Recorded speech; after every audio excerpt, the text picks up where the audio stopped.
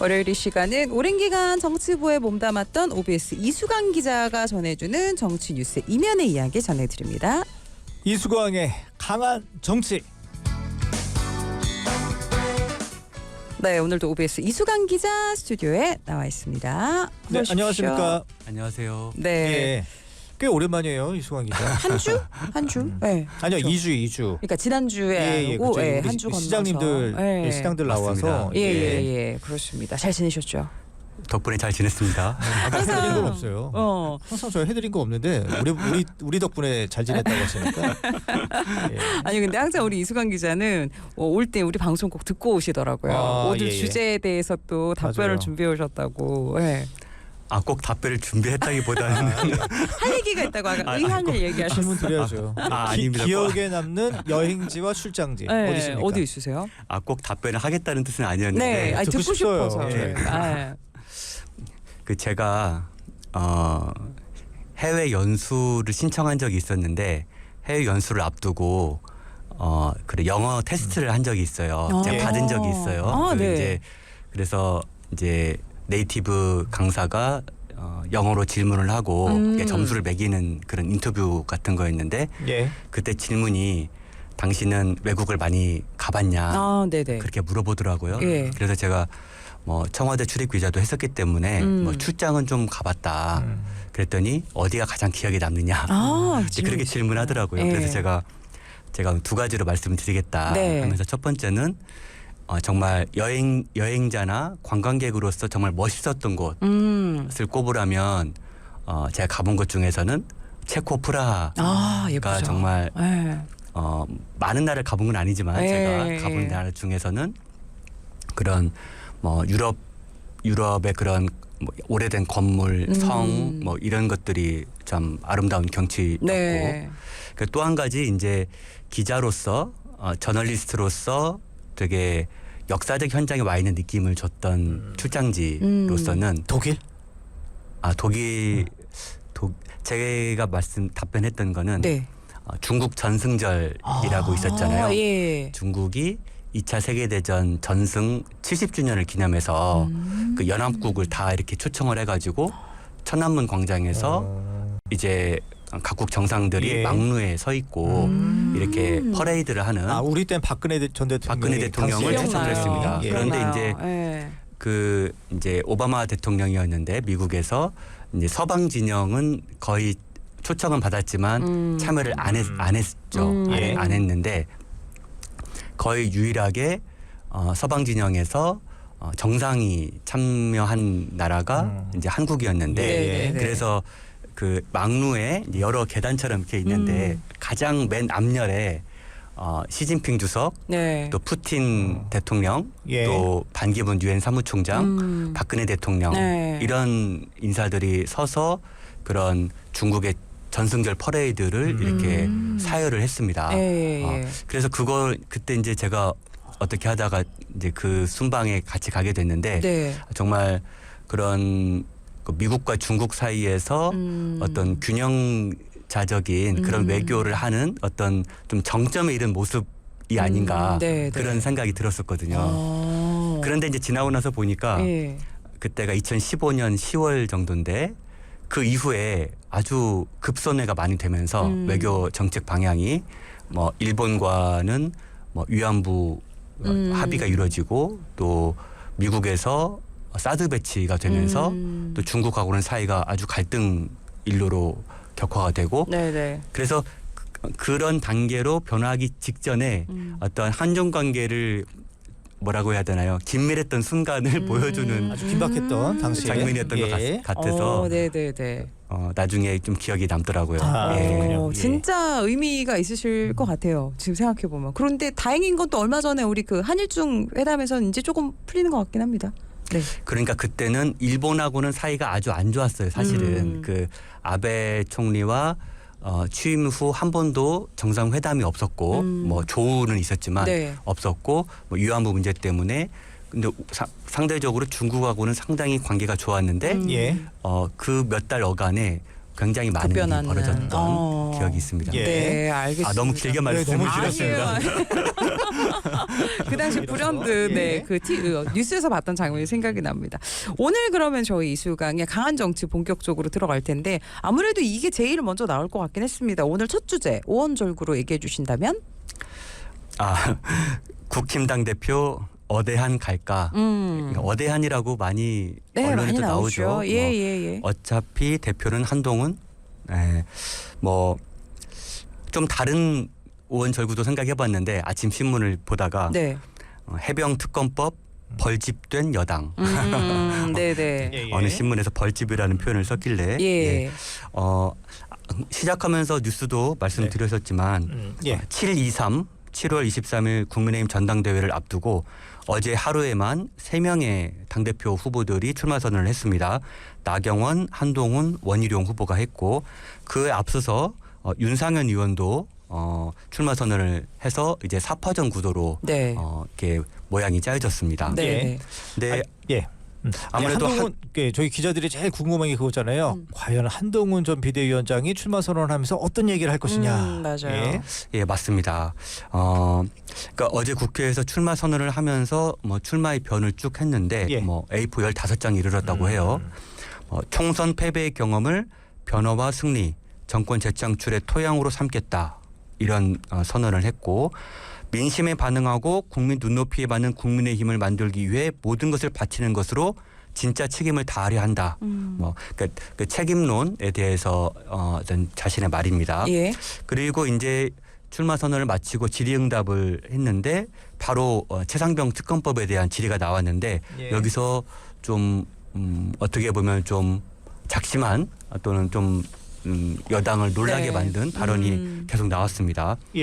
최상병 특검법을 어떻게 보시느냐 질문을 하니까 국민 의구심을 풀어드릴 여러 번의 기회를 실기했다. 기회를 놓쳤다. 이 시점에서 국민의힘은 특검을 반대할 수 없다. 진실규명을 위한 특검을 국민의힘이 나서서 추진해야 한다. 윤석열 정부와 국민의힘을 진정으로 살리는 길이다. 이렇게 말하면서 그런데 민주당이 내놓은 특검법과 다른 점은 민주당도 국민의힘도 대통령도 아닌 공정한 결정을 담보할 수 있는 대법원장 같은 제3자가 특검을 골라야 한다. 당대표가 되면 진실규명을 할 수 있는 특검법을 발의하겠다. 이렇게 말을 했고 공수처 수사 종결 여부를 특검 발의 조건으로 달지 않겠다. 그러니까 다른 후보들 또는 여당의 기존 입장은 공수처 수사 중이니 공수처 수사 결과를 보고 그게 미진하면 뭐 특검을 미진하면 모르겠다. 뭐 생각해 보겠다. 이런 수준의 입장인데 여기서 그거를 특검 발의 조건으로 달지 않고 내가 당대표가 되면 국민의힘이 발의를 하겠다. 이렇게 발언을 한 겁니다. 아니 근데 이 기자가 보기에는 그 한동훈 비대위원장이 얘기한 그 이 최상병 특검법과 관련된 발언 좀 진정성이 있어 보입니까? 어떠해요? 그러니까 예를 들면 이게 그 민주당이 제안한 특검법은 거부를 하고 이제 국민의힘이 대신 만들겠다는 거 아니에요? 새롭게. 그리고 뭐죠? 대법관이 뭐 지정한 뭐 저기 누구죠? 이 특검을 활용하겠다 이런 얘기인데 아니 대통령과 뭐 대법원장 뭐 이런 사람들이 대법원장 같은 경우에는 대통령이 지명한 사람이고 이게 과연 이게 제대로 문제가 풀릴 것인가 이런 의문도 있고 그다음에 통신기록 보존 기한 이게 다음 달 이게 뭐죠? 한 19일인가요? 그때 끝나잖아요. 이거 언제 발의하고 뭘 하겠다는 건지 저는 솔직히 좀 의문이 들거든요.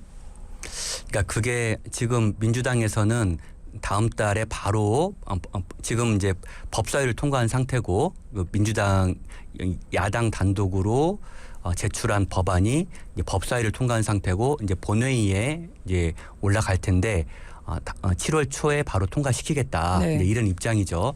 그러니까 어떤 시간 순서대로 보면은 이것이 그러면 다시 또 대통령실에 갈 테고 대통령실에서는 다시 거부권 행사할 수가 있는데 그게 오는 순간이 국민의힘 전당대회와 시간이 비슷할 수도 있습니다. 그러면은 국민의힘이 이거를 재의결에 참여할 거냐, 뭐 반대를 할 거냐 이런 이제 고민의 순간이 또 올 텐데 그때가 국민의힘 전당대회 시간과 비슷할 수도 있겠다라는 생각도 들고 저는 근데 기존에 국민의힘이 어떤 최상병 특검법에 대해서는 뭐랄까요 좀 영린 것 같은 존재로 생각을 했는데 네네. 이거를 유력한 당권 주자인 한동훈 후보가 내가 당 대표가 되면 예. 이것을 받아들일 정도가 아니라 우리가 더 발의를 하겠다 이렇게 했다라는 거는 어떤 용산과의 차별화, 어떤 용산과 각을 세우는 그런 당 대표 후보로서의 가장 상징적인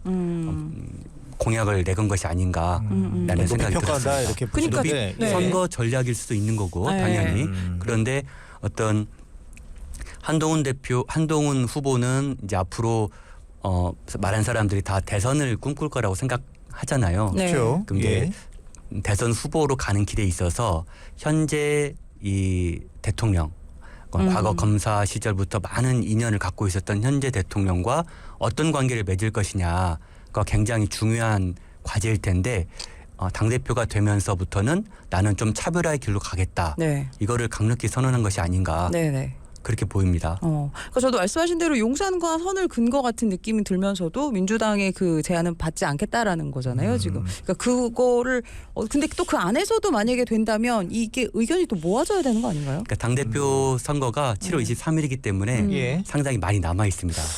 그렇죠. 그러니까 여하튼 많으면 7월 많고. 23일에 네. 그 이전에 민주당이 발의하는 특검법에 대해서는 여튼 거부하겠다라는 의미잖아요. 이게 과연 저는 여튼 좀 한번 그리고 근데 지켜볼게요. 이제 예. 한동훈 대표는 현재 당직이 대표가 그쵸. 아니죠. 대표 원내가, 후보는 예. 원내도 아니고 네, 원내가 아니죠. 원내 예. 어떤 협상은 또 추경 원내대표가 하는 거니까 예. 지금은 뭐 이렇게 공약을 걸 수는 있지만 뭐 지금 뭐 민주당 특검법에 대해서 국민의힘이 어떻게 해야 된다라는 거는 그렇죠. 말할 수 있는 그쵸. 위치는 위치가 아니지 아니었다. 않을까요? 한편으로는 그러네요. 받겠다 안 받겠다가 얘기하는 것 자체가 조금 그런 상황일 수도 있겠네요. 예. 그리고 이제 7월 23일 전당대회 때 당심이 또 어떻게 드러나는지를 볼 필요가 있겠죠. 네. 알겠습니다. 아니, 근데 그 한동훈 전 비대위원장이 출마하기 전에 윤석열 대통령에게 전화를 드렸다는 거 아니에요? 예, 그렇습니다. 예. 그 이유는 뭐라고 보세요? 그 원래 보고를 보통 다 하나요? 대통령 여당 대표 나가려면? 한동훈 캠프의 대변인이 이제 그 네. 말을 전달했는데 예. 아무래도 한동훈 그 후보가 용산과 그렇게 어떤 뭐랄까요? 각을 지고 있는 건 아니다. 그런 건 아니다라는 거를 보여주기 위해서 알려준 거겠죠. 그런데 그거에 대해서도 지금 다른 후보들은 원희룡 후보 같은 경우는 네. 어떤 최근에 뭐 엘살바도르 특사를 갔다 와서 대통령께 보고를 드리러 갔더니 네. 다른 후보들은 다 나랑 만나서 뭐 식사도 하고 갔다 예. 이런 말을 하더라. 그런데 한동훈 후보는 뭐 이제 전화만 했다 이거죠. 직접 만나거나 식사를 한 건 아니고 네. 또 식사를 하자고 했는데도 안 했고 이제 그러면서 좀 어떤 차별화를 보여주는 발언도 했습니다. 그 10초 받았다고 하니까 그 있잖아요. 전화 같은 거 스팸 전화도 10초면 끝날 텐데 좀 큰 의미는 없어 보이긴 하고요. 기자분들은 그런 게 궁금하신가 봐요. 그게 되게 내용이 중요하죠. 시간이나 이런 걸 어떻게 아세요? 근데 좀 궁금해요. 그거 누가 그건 얘기해줘요? 얘기했죠. 그러니까 그 한동훈 전 비대위원장 측에서 우리가 윤통에게 전화를 했어요라고 한동훈 측에서 얘기를 했고 그리고 다른 주자 쪽에서 10초밖에 안 했대요. 이렇게 얘기를 한 거죠. 좀 가상일 수도 있지 않을까요? 그러면? 아니죠. 진짜 그 그건 통화 기록이 증 거죠. 그렇다면 만약에 그게 가짜면은 한동훈 전 비대위원장에서 아니에요. 우리 2분 했어요. 이런 식으로 얘기를 했겠죠. 알겠습니다. 예. 일단은 왜냐하면 길고 안 길고에 따라서 그 사람과의 관계가 그쵸. 돈독하냐 아니냐 그걸 알 수가 있거든요. 예측할 수 있죠. 알 예. 수는 없지만 예측할 수 있습니다. 어쨌든 어제 한동훈 전 비대위원장 출마 선언을 했고 시간차를 두고 또 다른 주자들도 연이어서 했습니다. 나경원 의원 궁금해요. 예. 나경원 그럼 다른 후보들은 특검법에 대한 입장이 어땠는지도 곁들여서 말씀을 예. 드려보겠습니다. 나경원 후보는 출마의 변이 보수 재집권의 꿈을 현실로 만들어내겠다. 반드시 보수 재집권을 성공해야 한다. 그렇다면 우리 국민의힘을 책임지지 않는 정치, 염치 없는 정치에 맡길 수 없다. 이거는 한동훈 전 비대위원장을 좀 겨냥한 말이고 네. 또 당대표를 대선 주자가 맡을 경우 결국 사심이 공심보다 앞설 수밖에 없다면서 차기 대권에는 도전하지 않겠다는 입장도 밝혔습니다. 네네.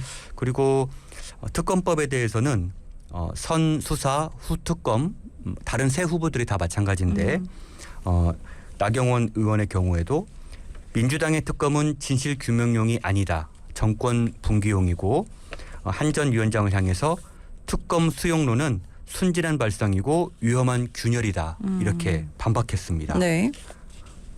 그리고 원희룡 전 장관도 원희룡 전 국토교통부 장관 예. 윤석열 정부의 성공을 책임지겠다. 출마 이변입니다. 윤석열 정부가 성공해야 정권을 재창출할 수 있고 무도한 세력에 맞서서 대한민국을 지켜낼 수 있다. 그리고 신뢰가 있어야 당정 관계를 바로 세울 수가 있는데 저는 대통령과 신뢰가 깊다. 신뢰가 있다. 당심과 민심을 대통령께 가감없이 전달하겠다면서 이를 위해 당내 레드팀도 만들겠다. 이런 이제 공약을 말을 했고요. 네. 예. 특검법에 대해서는 역시 공수처에서 수사를 철저히 하고 그 결과에 미진함이 있다면 그때 가서 특검을 논의할 수 있다는 게 여당의 입장이다. 국민의힘 현역 의원들이 각 한 표의 의결권이 있고 절대 다수가 특검을 반대한다라고 목소리를 높였습니다. 네네. 지금 뭐 시간이 이렇게 많지 않으니까 네. 요것만 여쭤볼게요. 그 대통령과의 그 차별화나 뭐 이렇게 어느 정도 거리를 얘기하는 게 뭔가 이렇게 각자의 전략이 될 수 있는 거죠 지금. 그러니까 이런 발언들을 계속 하는 거죠. 그 윤상현 후보에 대해서도 잠깐 네네네. 말씀드리겠습니다. 네네네. 우리 윤상현 의원은 21일 날 이제 다른 세 후보는 다 국회 소통관에서 기자회견을 했는데 21일 날 본인의 지역구인 인천 미추홀구의 용현시장에서 출마 기자회견을 열었는데 보수 대혁명을 통해 이기는 정당, 민생정당을 만들겠고 오랫동안 당원들과 동고동락한 보수의 적통이다 라고 말했고 한동훈 전 위원장, 원희룡 전 장관에 대해서는 두 분은 민주당과 싸워서 졌다. 또 공수처 수사를 지켜보자는 입장을 짓밟고 내부 전선을 흐트러뜨리는 교란이자 자충수다라고 특검법 한동훈 전 위원장의 특검법 입장에 대해서 이렇게 날을 세웠습니다. 네. 예. 어떻게, 다른 주제 예. 빨리 하나 넘어갈까요? 이거 민주당 네네. 얘기? 뭐 요 얘기는 예, 그럼 여기서 요거 하다가- 마무리를 할까요? 예, 네, 예. 전당대. 근데 뭔가 마무리 멘트를 하나 해주셔야 될 것 같은데. 예.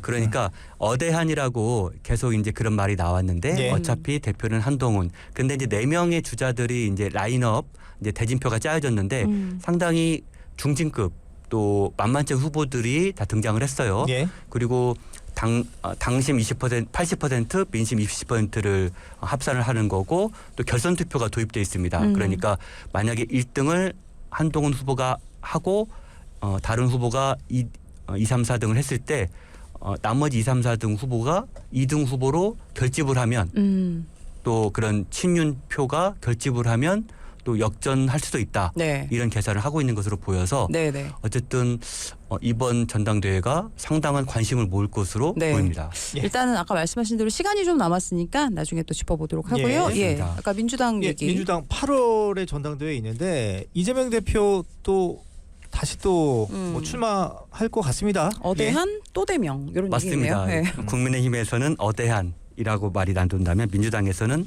어대명, 또 대명, 또 대표는 이재명 대표밖에 없다.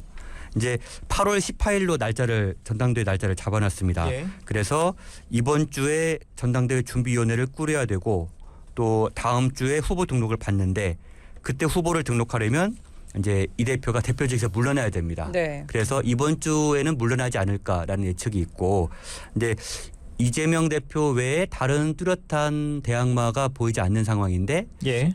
이인영 의원이 고심하고 있다라는 얘기가 있습니다. 아, 네네. 신문 쪽에서는 예, 또 뭐 이인영 의원이 어떤 386도 아니죠 이제 네. 86 세대의 네, 어떤 86. 맏형 예. 역할을 하고 예. 있고 어떤 뭐 범친문 네, 정도의 네. 위상을 갖고 있는 것 같습니다. 알겠습니다. 네. 그럼 이것도 빼놓을 수 없잖아요. 우리 이수관 기자의 어떤 시그니처 이번 주 시사 영어 네. 좀 소개해 주십시오. 뭐 시사 용어 어떤 뭐 신조어나 어떤 그 유행어라기보다는 예. 이제 지난주에 많이 나온 단어 중에 포괄적 전략 동반자 예. 이런 말이 좀 어려워 보여서 네네. 가지고 와봤습니다. 이렇게 이게 어떤 양국 간의 외교 관계를 표현할 때 뭐 그런 수식어들이 많잖아요. 그러니까 뭐 포괄적, 전략적 또 뭐 동반자 뭐 예. 여러 단계가 헷갈려요. 있는데 이제 네. 예. 뭐 프랜차이즈점에 가서 메뉴 고를 때 되게 막 뭐 복잡한 것처럼. 네, 네. 근데 지금 북한과 러시아가 러시아 푸틴 대통령이 북한을 방문해서 포괄적 전략 동반자 관계로 격상을 하고 조약을 맺었다는 거잖아요. 네. 그런데 한국의 경우에는 외교 관계의 단계가 이렇게 되어 있습니다. 단순 수교국, 그 다음에 동반자 관계, 포괄적 동반자 관계, 전략적 동반자 관계, 포괄적 전략 동반자 관계, 그 위에 글로벌 전략적 동반자 관계, 글로벌 포괄적 전략적 동맹 관계. 아우 더 네. 헷갈려. 예. 예. 너무 어려운데요. 네. 그런데 여기에 이제 보통 외교 관계에서 전략적이라는 말이 들어가면은 예. 정치, 경제 등 여러 방면에서 긴밀한 협력이 필요하다. 전략적이 이런 의미가 들어가면 있고, 예. 포괄적이라는 말이 들어가면 가치를 함께 공유한다.